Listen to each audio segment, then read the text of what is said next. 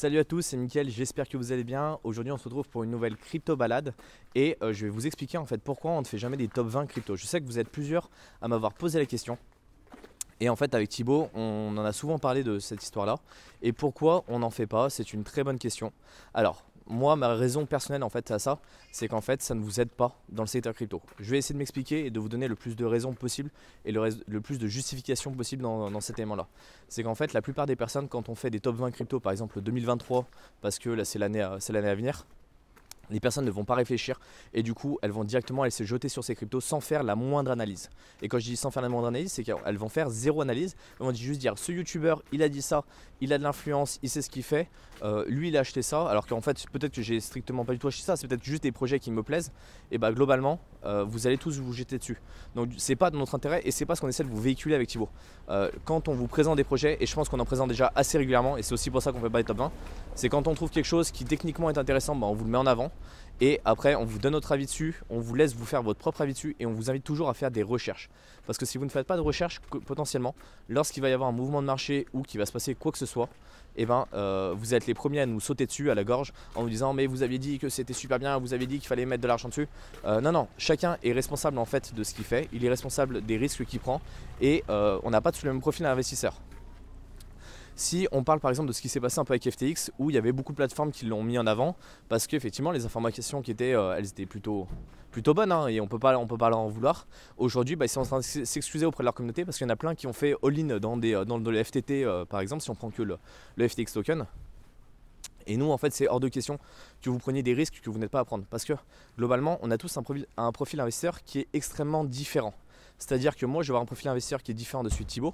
Thibaut va avoir un profil investisseur qui va être différent d'une autre personne et etc. C'est-à-dire que même nous entre Thibaut et moi on n'a pas les mêmes allocations. On a des choses qui se ressemblent parce qu'on a des valeurs qui sont communes. Mais globalement on ne va pas forcément avoir les mêmes traits de caractère et on ne va pas investir de la même manière que ce soit plus ou moins agressif.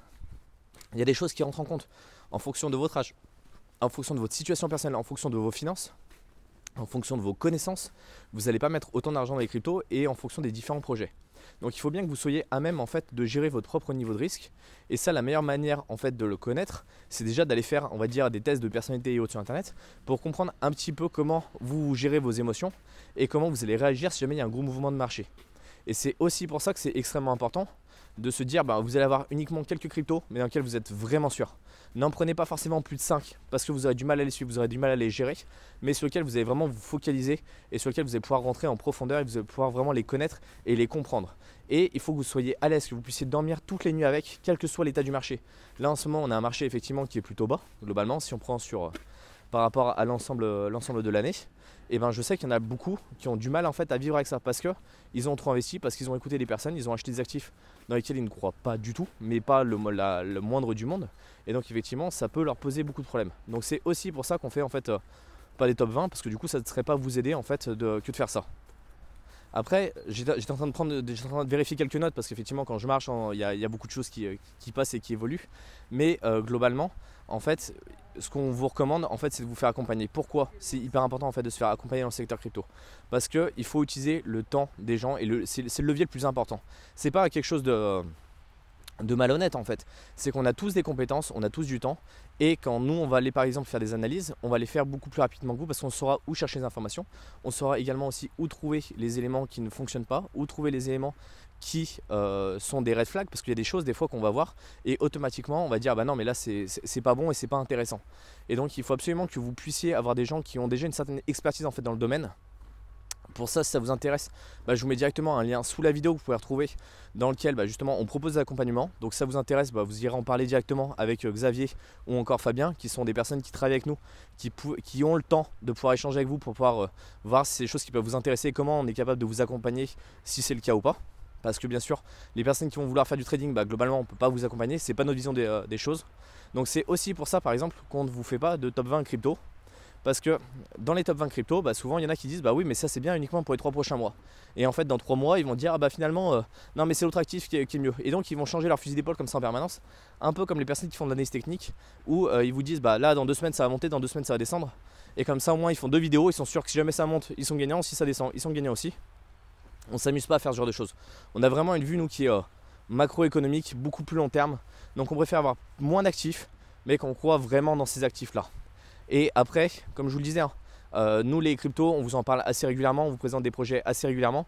C'est à vous de voir si ces actifs qu'on vous présente, ils vous plaisent. S'ils ne vous plaisent pas, globalement, ne les prenez pas. S'ils vous plaisent, allez faire des recherches plus en profondeur et comme ça, vous verrez. Et si ça vous intéresse vraiment, peut-être que vous investirez dessus. Mais ayez peu de projets que vous connaissez bien, que vous puissiez voir évoluer parce que sinon, ça deviendra n'importe quoi en fait dans le temps. Après, de ma vision des choses, et comme je le dis bien, quand je vais conseiller des gens, que ce soit à titre personnel, que ce soit de la famille ou autre, je leur présente le projet, je leur explique ma vision des choses, je leur explique les choses qui vont, les choses qui ne vont pas. Dans toutes les cryptos, vous allez trouver des gens qui sont pour, des gens qui sont contre. On a des BTC maximalistes qui vont vous dire qu'en fait, toutes les autres cryptos du marché qui ne sont pas du BTC, ça sert strictement à rien du tout. Et là, récemment, j'ai vu passer sur un thread Twitter quelqu'un qui vous expliquait en 25 points pourquoi le BTC c'était n'importe quoi et que ça ne servait à rien et pourquoi il fallait acheter de l'Ethereum. Donc c'est pareil, les gens qui sont Ether maximalistes, ça sert strictement à rien. Je pense que les cryptos, il y en a vraiment pour tout le monde, il y a vraiment des choses qui sont différentes. Donc après, c'est à vous de voir ce qui vous plaît le plus, de voir si vous voulez investir dans une crypto A ou une crypto B, d'en prendre une des deux ou prendre les deux même si ça vous plaît et de ne pas aller vous jeter sur les top 20 que pourrait faire par exemple n'importe quel influenceur. Et ça, c'est extrêmement important parce que là, on a vu qu'il y a eu certains partenariats qui avaient été faits avec d'autres influenceurs. Et aujourd'hui, la communauté commence un peu à leur retomber dessus parce que c'était un mauvais investissement, c'était des mauvais projets qui ont été mis en avant. Et en fait, il y en a qui ont des modèles économiques chez certains influenceurs où ils fonctionnent uniquement du sponsoring. C'est pas du tout notre cas. Nous, on n'accepte pas du tout le sponsoring quand on fait des interviews. Et ça, je le rappelle, j'essaie de le rappeler à chaque interview, mais bon, je préfère vous en reparler encore aujourd'hui. C'est qu'en fait, c'est des projets que vous nous avez demandé d'interviewer. En général, on vous met un message sur Twitter en vous demandant quel projet vous souhaitez qu'on interviewe. Et après, nous, la condition pour que les projets puissent venir sur la chaîne pour être interviewés, on leur pose tout, c'est qu'on puisse leur poser l'ensemble des questions qu'on souhaite, qu'il n'y ait aucune question auquel ils ne puissent pas répondre. Parce que s'ils ne peuvent pas répondre à des questions, et globalement c'est zone de flou et ça on n'hésite pas à les mettre en avant, y compris sur les derniers projets. Vous savez qu'aller voir les vidéos des interviews que j'ai fait, on prend toutes les questions, il n'y en a aucune qui est laissée de côté. Et on leur demande aussi de vous faire un cadeau. Après, soit vous avez envie de participer et vous pouvez avoir le cadeau, mais globalement, nous ne touche strictement rien du tout. C'est le projet qui vous envoie directement les cadeaux à vous. Nous, on ne fait pas du tout l'intermédiaire entre les deux. On ne touche pas d'argent pour les avoir mis en avant sur la chaîne. Donc voilà, globalement, c'est pour ça aussi qu'il faut faire attention à la manière dont les partenariats sont faits entre les influenceurs et les sociétés, les différentes sociétés crypto. Parce que des fois, c'est juste que les influenceurs ont besoin aussi d'avoir un peu de fonds pour continuer de tourner des vidéos, pour acheter un peu de matériel, pour pouvoir en vivre tout simplement. Et donc ils choisissent un petit peu par dépit, on va dire, les sponsors avec lesquels ils travaillent. Nous, l'avantage, c'est qu'on n'a pas forcément besoin de ça, comme on le dit souvent avec Thibaut, on a la chance d'avoir des vies qui sont assez hors du commun et de pouvoir vraiment profiter. Là, comme vous le voyez, je suis dans un parc, il y a la neige, il fait beau, c'est hyper agréable. On n'a pas besoin de sponsors pour continuer de fonctionner. Et donc c'est aussi pour ça qu'on a une approche qui est la plus qualitative et qu'on est vraiment le plus objectif possible et qu'on cherche à être le plus objectif possible. Donc dites-moi si vous êtes un peu dans cette vision là ou au contraire vous voulez absolument qu'on vous fasse un top 20, qu'on fera pas, je vous l'annonce d'avance en fait parce que c'est pas du tout notre vision des choses, ce serait contre-productif, ça serait vraiment à l'encontre du message qu'on vous donne depuis le début. J'espère en tout cas que vous aimez un peu ces crypto balades là.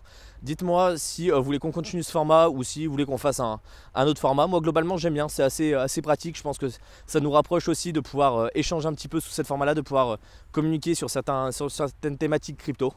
Et pensez à vous abonner sur la chaîne YouTube, pensez à mettre un like aussi, c'est hyper important pour nous aider à continuer d'évoluer et à se mettre en avant devant un grand nombre de personnes. Et on se retrouve dans une prochaine vidéo. Salut!